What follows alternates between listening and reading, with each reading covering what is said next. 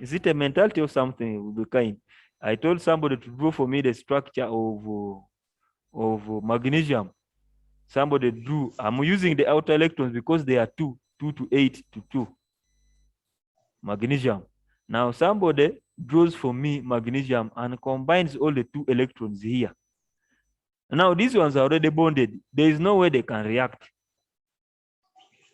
You get? For them to react, you must separate this. One here, one this side. That's the way they can react. So before I close this chapter of electronic configuration and electronic structure, do you have any question to pose?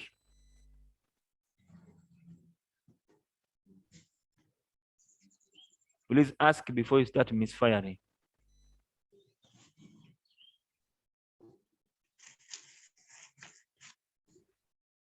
There is no question?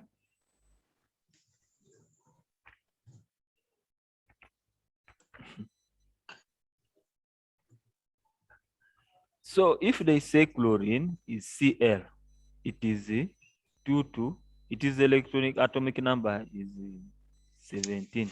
Not at, is it atomic number? It's 17. So 17 is 2. When you write 2, there are 15 left. We put 8 because the second electron can take 8. These are 10. How many are left? 7. 7. So chlorine, now the outer shell has only 7 electrons. So there are only 7 on the outer shell. So you put 1, 2, 3, 4. These are only 4. Then you come and start refilling. 5, 6, 7.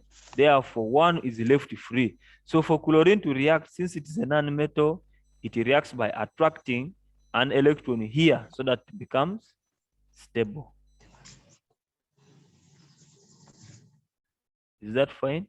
So if the question comes using outermost electrons, outermost, you don't need to show us how the other 2 to 8 is. Use only outer what? Electron shells.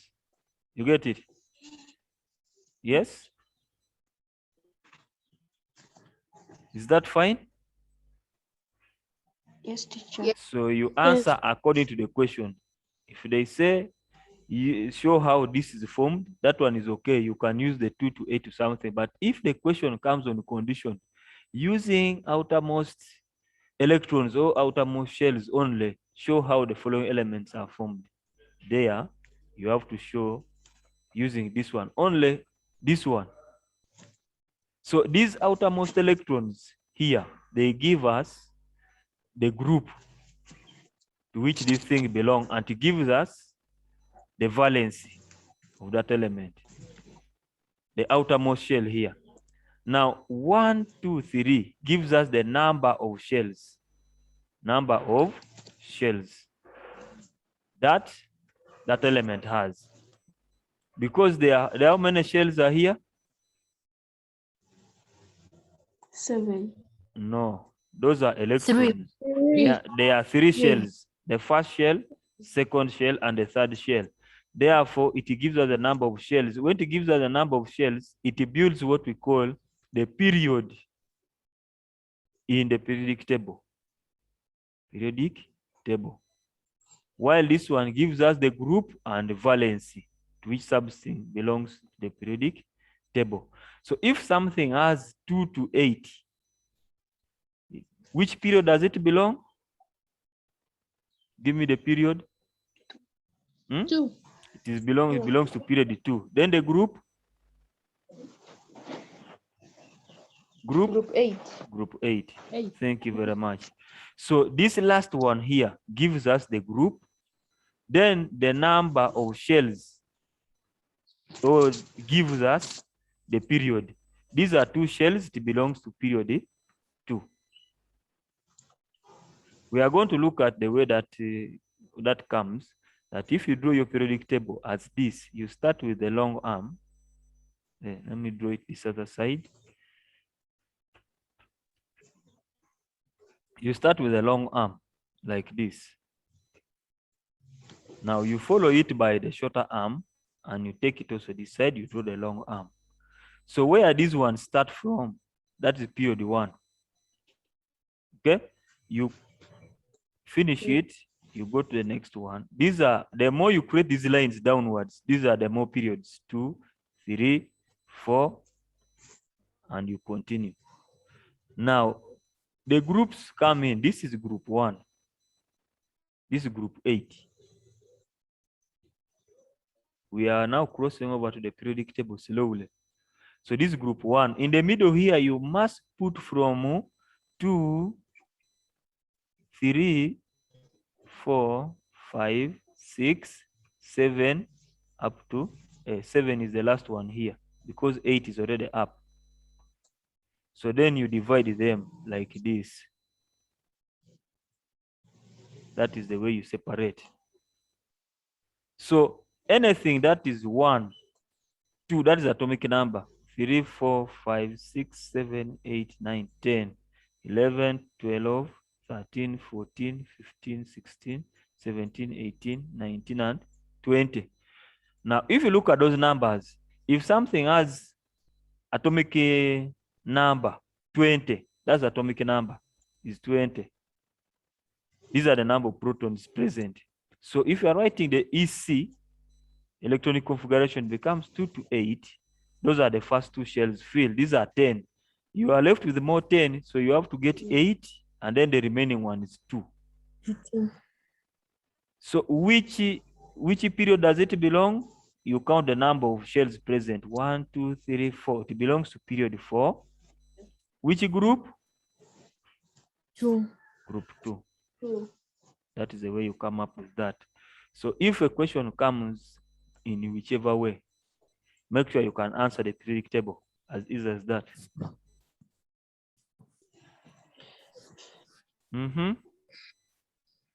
Are we contented? Yes. Talk about the 2. Which 2? This one in group 8. The 2 in group 8. This one. Huh? Yes. It has only 2 electrons. 2. That is the way you write it. So how many shells are here? There is only 1 shell. So it belongs to period 1. Period 1. Isn't it? The group, where is the group? Now this 2 is the first shell. You remember the first shell can only accommodate how many electrons? 2. 2. Meaning it is full. So it belongs to period 8. Group 8, I mean. Okay? This is the first shell. First can accommodate only 2 electrons. We have seen that one, the way it comes. Okay? So when you're answering this, also take note of that. The maximum number of electrons that can be accommodated by a given shell. Which other question is there?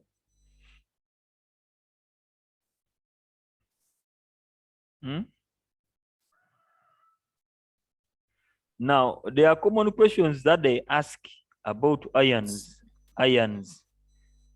They may tell you to write the electronic configuration of any ion. Now, we have been talking about ions. Someone give me a definition of the word ion. ION in chemistry. ION. And there are 2 types. It can either be positive or negative. Those are the 2 types of ions. What is the ion? An ion is an electrically charged particle. Thank you very much. It is electrically charged particle. So if it is charged, it has a positive or negative. It is electrically charged particle. Particle here. Teacher. Yes. What if I say an ion is an electrically charged element? Element, it varies a lot, but the particle is more better, because elements can be broken down into tiny particles, isn't it? So it is a particle that becomes charged, not the hollow element. It is the particles inside that get that charge. Is it clear? Yes? Yes. Okay. So it is electrically charged particle. That is one way. So if they ask for the ion, now, let's take an example. Group 1. Group 1 is here. Let's take an example, something that has electric configuration, the EC of 19. It is electronics configuration is 2 to 8 to 8 to what? This is To 1. then 18, then 1 left. So 2 to 8 to 1. It belongs to which group? Give me the group. Group 1. Because of this, that gives us the group. What about the period? Period. There are how many 4. shells? 1, 2, 3, 4. Period So it 4. belongs to be period 4. That is all. Now, if they say the ion of this element, if this particle is charged, this is a metal, isn't it? Yes. Metals react by, is it gaining or losing? Gaining. By gaining or losing metals? Gaining. Metals gain. Losing. Lose. Metals lose electrons to become stable. Okay? So for it can throw away this one very fast. So if it is the charged ion of this particle, the charged ion becomes 2 to 8 to 8. what? Because it throws away this one very fast. It wants to become stable like this element here. Okay? It wants to become stable like that element that has 2 to 8 to 8, which is what?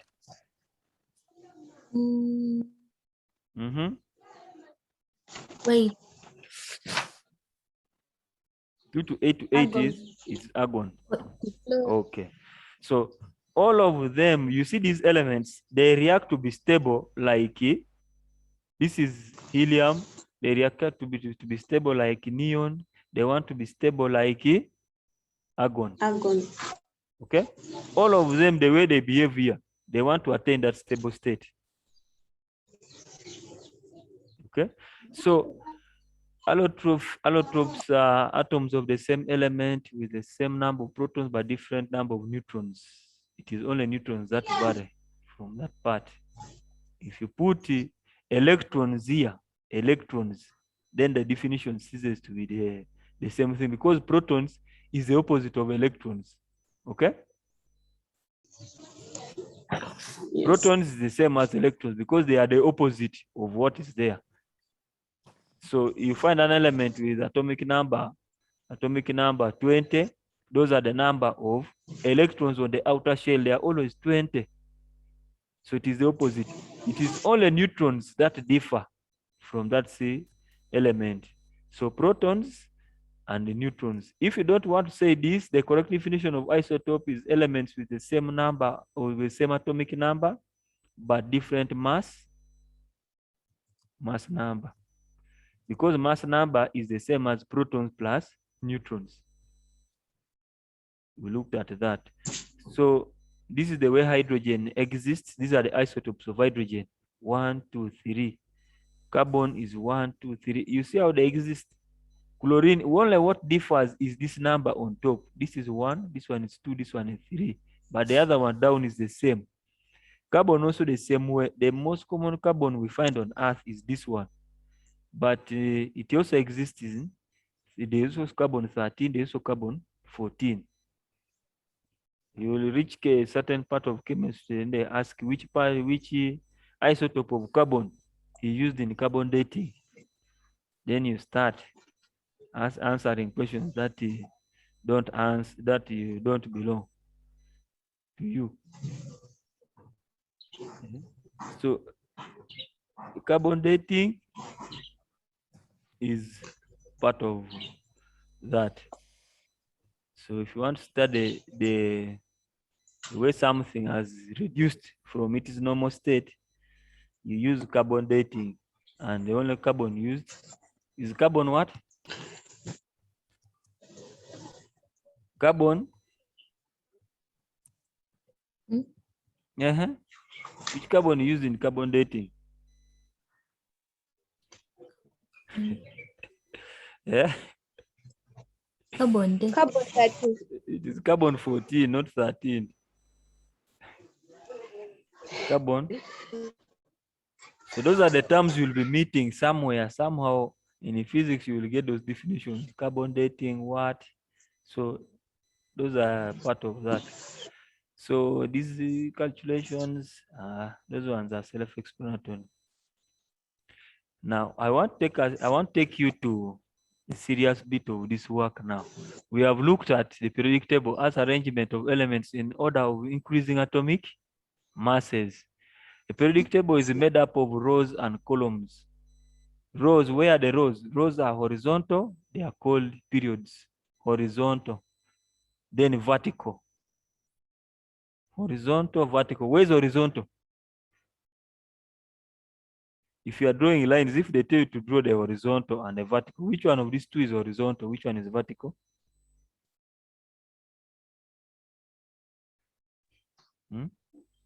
Like in mathematics, we have the y and the x axis, isn't it? Which one of them is horizontal? Which one is vertical?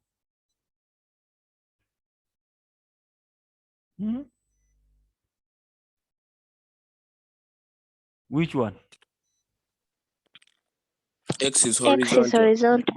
Thank you. Is horizontal. Then y is vertical. So here in the periodic table also we see that kind of behavior. What goes down is vertical. What runs from your left to right, from left to right, that one is horizontal. Those are the two. So horizontal gives us the period, vertical gives us the group.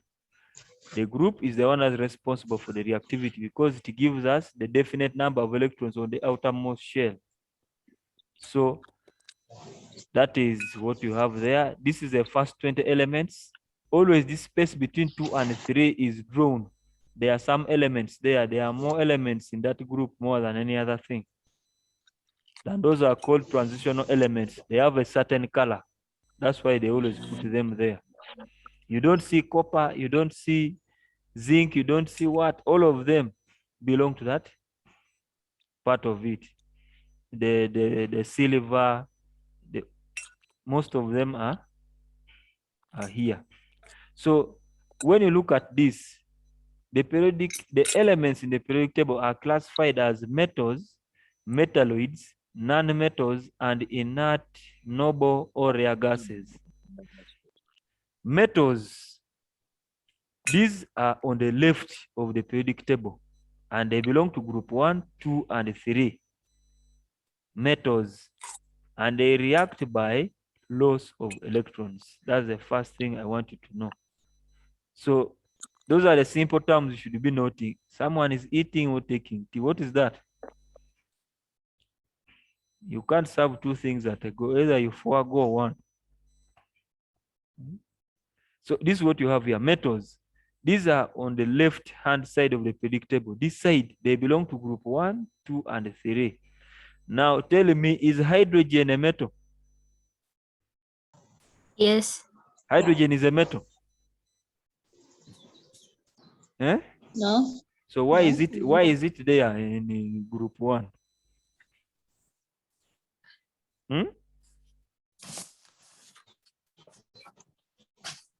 Yes. Because it has one electron in its energy level, therefore placing them in two groups, making them to be stable. Okay. So that is one way you can say that hydrogen it has only one electron. So they just put it there for the sake to fulfill that is in a group 1, but it's not a metal.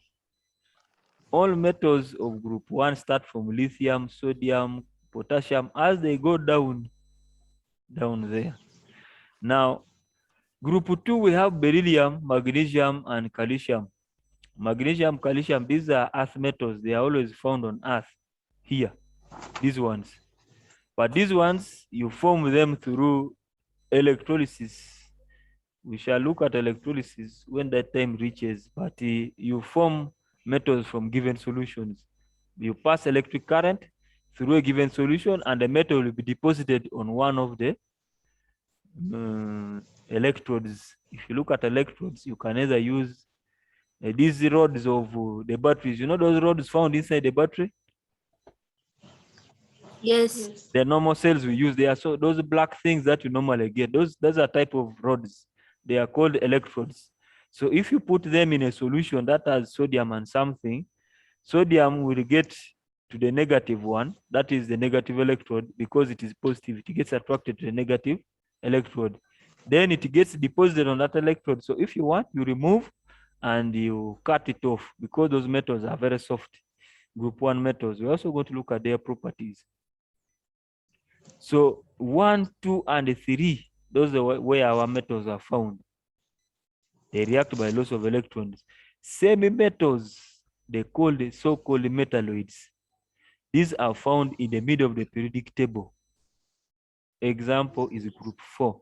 The most common metalloid we know is carbon. It behaves as a metal, sometimes it behaves as a non-metal. Okay? An example of a pencil, that lead of a pencil. That lead of a pencil can conduct electricity. That's why it is like a metal. But when you look at it, it's not a metal. You get it? You are lying. Who is saying so? He wants to disapprove that that pencil lead is a metal? Who is talking? Yes? That lead of a pencil is a part of carbon we call graphite, and graphite is never a metal. Did we look at it? Yes. In carbon and its compounds, we looked at it. We said graphite is an allotrope of carbon. The way carbon exists, but it is never metal, though it conducts electricity. Diamond is another way. Diamond does not conduct electricity.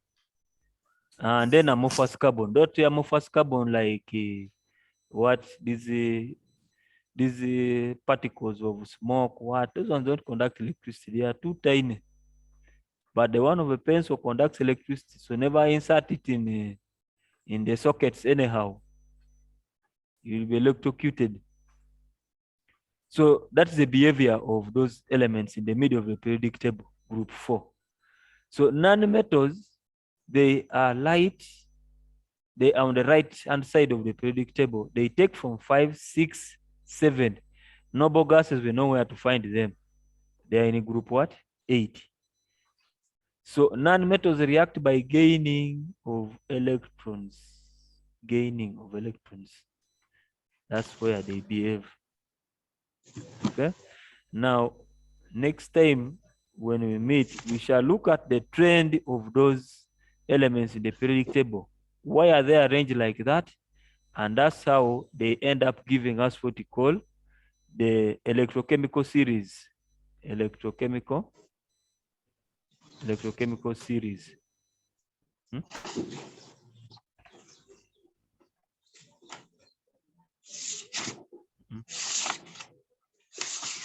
Jordan has dodged the lesson. Where's Jordan? Absent. Hope Mary? Absent. These people want to take us backwards. So that is what we have there. We are going to derive that electrochemical series in the next lesson, and we shall get to know that electrochemical series by hands. And if somebody asks you how it comes about, you must know how it comes about so that you don't cram. That police, sir, can Muslims do what? Don't need to cram. You should know how it comes about. Okay? They are going to tell you that the most reactive metal is the one down here, potassium, followed by sodium. The next one is calcium and magnesium. You don't know which trend to which they used to follow. And if you follow that, it is true. Is it potassium the most reactive metal? Yes. Followed by sodium, which is this place. Then from sodium, they jump to calcium. How did it decide to be so? So the next one is magnesium. You get it?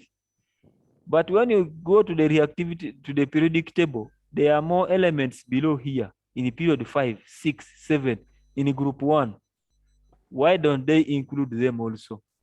So one day you will be asked a question, arrange the following according to maybe ascending order or descending order. Ascending, you start from where to where?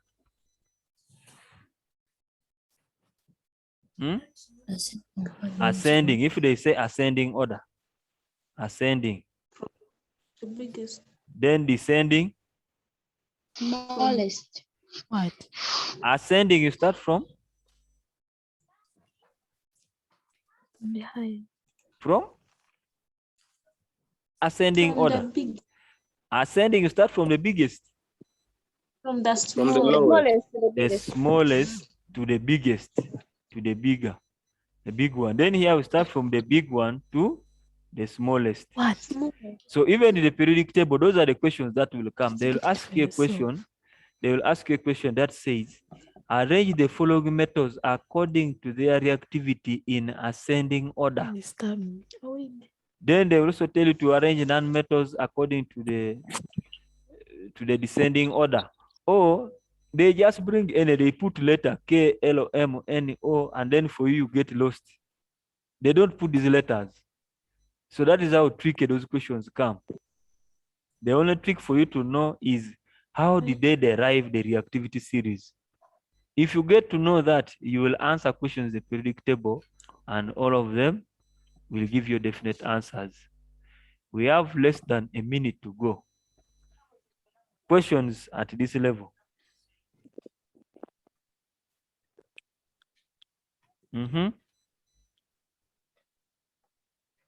question. No question. There's no question. Yes. If there is no question, Excuse. I ask mine. Cynthia. Cynthia. Cynthia. Hey. Shelly. Shelly. Yes, teacher. What is atomic number? Atomic number